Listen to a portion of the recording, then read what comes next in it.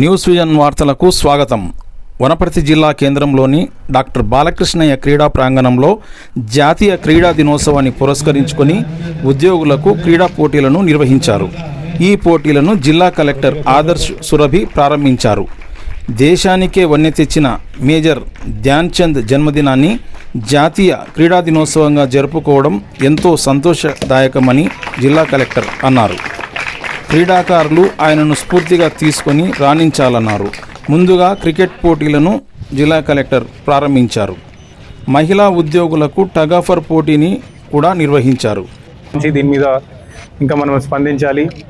నిన్న కూడా డివైఎస్ గారు నాకు ఇక్కడ ఉన్న మన ఇండోర్ స్పోర్ట్స్ స్టేడియం కావచ్చు, మనకి హాకీ గ్రౌండ్లో కూడా ఏమేమైతే మనకి ఇంప్రూవ్మెంట్స్ ఉన్నాయో కూడా బ్రీఫ్ చేశారు. దానికి కూడా ప్రభుత్వానికి మనం పంపించి అవి కూడా త్వరలో ఇంప్రూవ్మెంట్ చేసే ప్రయత్నం మనం చేసుకుందాం. మరొకసారి నేషనల్ స్పోర్ట్స్ డే సెలబ్రేషన్స్ మీద మీకు హార్దిక శుభాకాంక్షలు, ధన్యవాదాలు. ఆగస్టు 29 ధ్యాన్ చంద్ పుట్టినరోజు సందర్భంగా ఆ రోజును భారత ప్రభుత్వం క్రీడా దినోత్సవంగా ప్రకటించడం జరిగింది. ధ్యాన్ చంద్ గొప్పతనం ఏమంటే హాకీ మాంత్రికుడుగా ప్రపంచంలోనే అత్యంత ప్రీతిపాత్రుడైన క్రీడాకారుడుగా ఒలింపిక్స్లో భారత్కు 3 బంగారు పతకాలు 1928, 32, 36 సంవత్సరాల్లో సాధించి పెట్టడం జరిగింది. దానికి గుర్తింపుగానే ధ్యాన్ చంద్కు 1952లో పద్మభూషణ్ అవార్డు కూడా ప్రకటించడం జరిగింది.